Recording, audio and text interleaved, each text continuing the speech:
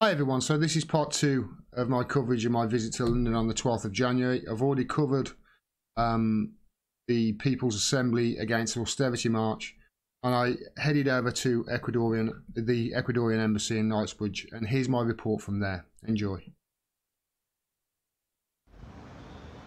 Hi everyone, so I hopped in a cab and nipped over to Knightsbridge to the Ecuadorian Embassy where Julian Assange is somewhere in there, apparently. I've been talking to, there are 3 or 4 people here at the moment who've been standing vigil over him. The one guy, Kieran O'Reilly, just been speaking to him for about 10-15 minutes. Really great guy, Australian guy. He's been here for 47 days and nights. 47 consistently, sleeping outside rough, because that guy up there, he thinks, will be extradited very soon, and he's come and he's stopping and he's expecting it, which I cannot speak highly of the guy enough. He's a really fantastic guy, really open, really warm, as all the people down here are. It is heartbreaking, really, just to see this place. It's the first time really I've come here. The first thing that you notice is how small it is. I thought it was a lot bigger than this. The road is tiny as well. You can see, you know, the road is tiny. I didn't expect this at all. Like I said, first time I've been here, but it's a little bit heartbreaking. It's been emotional as well, just to know that he's been locked up in there, Julian Assange has, for 6.5 years, arbitrarily detained for telling the truth. Let's remember that, for telling the truth and doing the job of a journalist.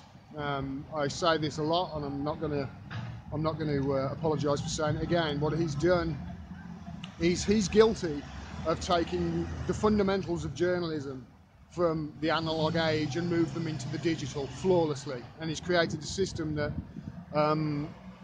is a journalistic wet dream. It really is. It's flawless. People can send you information anonymously, and you can protect your source, and you know, he's got a perfect record. And let's face it, 6.5 years he's been locked up in there for telling the truth, and that's our government that are doing it, my government that are doing it. And to be quite honest, yeah, it's quite emotional. It can get to you, this can. I haven't been crying or anything. It's just I'm really, really tired. I had no sleep last night at all. And on that note, I'm actually going to pack it up now and go and get something to eat. Maybe come back here later, see if there's anybody else come back before I catch a train home. So yeah, until I get back, I won't be able to upload this until I get back. I'll probably just upload it in one video because I haven't really covered a lot today. Not really much more I can say other than free Julian Assange. That guy has been locked up for telling the truth, and this is wrong. It's a human rights violation, and we're complicit in it. So yeah, if I don't record anything else to camera, I'll see you when I get home. Peace, everyone. Free Julian Assange. I was really unhappy about that report when I got home and saw it. I didn't get a chance to do another one to camera while I was there, and the reason I was actually unhappy when I recorded it, to be quite honest. I thought, I've got to do that again. I've got to put more information into it. I wanted to do a better job, but the police turned up. It didn't take long, and the police started asking questions of Kieran and Klaus, the guys. Kieran was the guy who's sleeping tomorrow will be his 50th day sleeping underneath that window. And they started talking to Klaus and Kieran because they'd been told they'd got to move the sleeping stuff from outside Harrods, and they've got to move it to in front of the embassy to not block a fire exit. It wasn't blocking a fire exit. It was about 20 yards away, but that didn't matter. That was just, it's nitpicking. And the police came up, and I thought they were going to, first they were going to tell them to move over, but Kieran said no. The other 2 guys, and the police were saying, which police officer? And Kieran was trying to, you know, was having to try and describe which police officer had told him to move. And then they got on their radios, and they were there about 30 minutes. While they were there, I was obviously listening and talking to Melinda, who was another lady who was there from Germany, and I could hear the conversations, and they were it was nitpicking. It was, you need to, he had, while he was moving the stuff across, he'd hung his shirt, which was on a coat hanger on the railing. Police were saying, you've got to take the stuff off the railings. It was only there temporarily, but they're just there causing grief.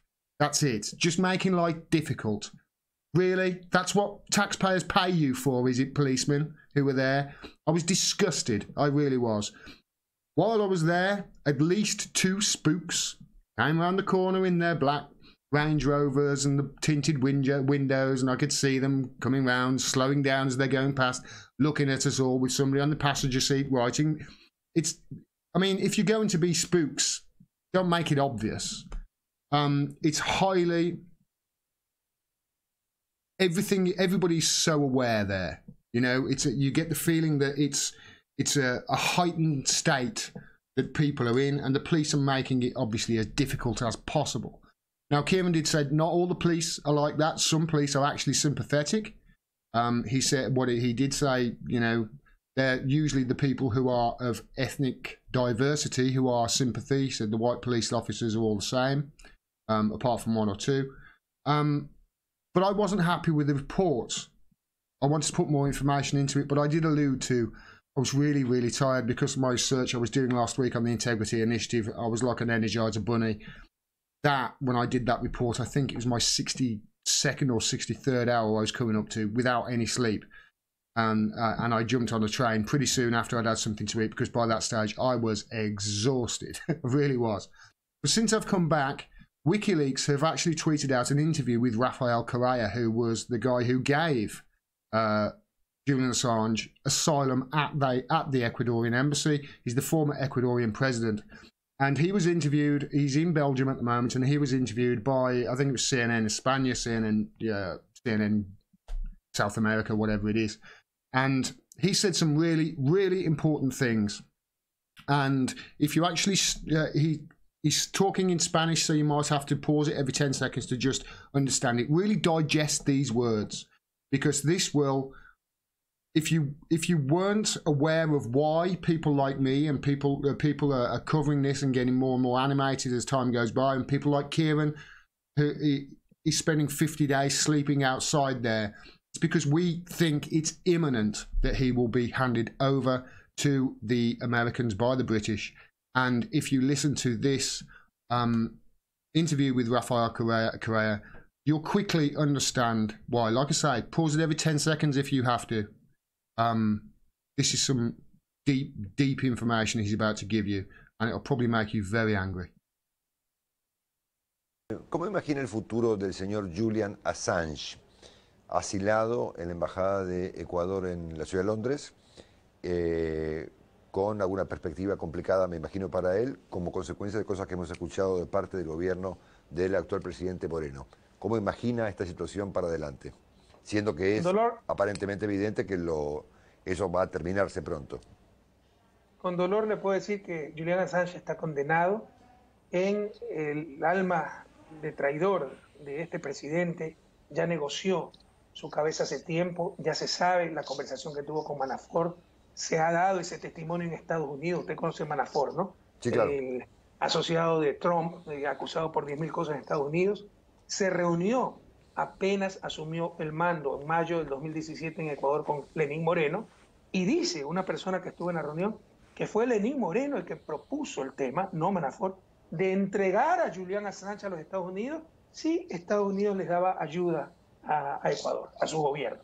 Esto se ratificó con la venida este año del vicepresidente de Estados Unidos, donde, entre otras cosas, se negoció la entrega de Assange, también se negoció la impunidad para Chevron, también se negoció el aislamiento a Venezuela, y ni siquiera se negocia, porque estos son serviles por vocación, ¿no?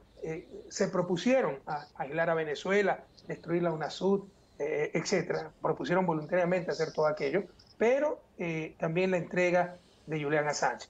Temo que los días de Julian Assange en la Embajada del Ecuador en Londres están contados, lo cual no solo atenta contra nuestra obligación como Estado por haberle dado el asilo, no solo atenta contra el derecho internacional y los derechos humanos, atenta contra la Constitución del Ecuador, porque Julian Assange ya tiene la nacionalidad ecuatoriana. Si usted pasa más de cierto tiempo en territorio ecuatoriano, tiene el derecho de obtener la ciudadanía ecuatoriana. El consulado, las delegaciones diplomáticas se consideran territorio nacional tiene 6 años en la embajada en Londres, se le otorgó la ciudadanía ecuatoriana y debe estar bajo la protección del Estado ecuatoriano. Nuestra Constitución prohíbe la extradición, la entrega a un tercer país de nuestros ciudadanos, pero aquí están haciendo lo que le da la gana.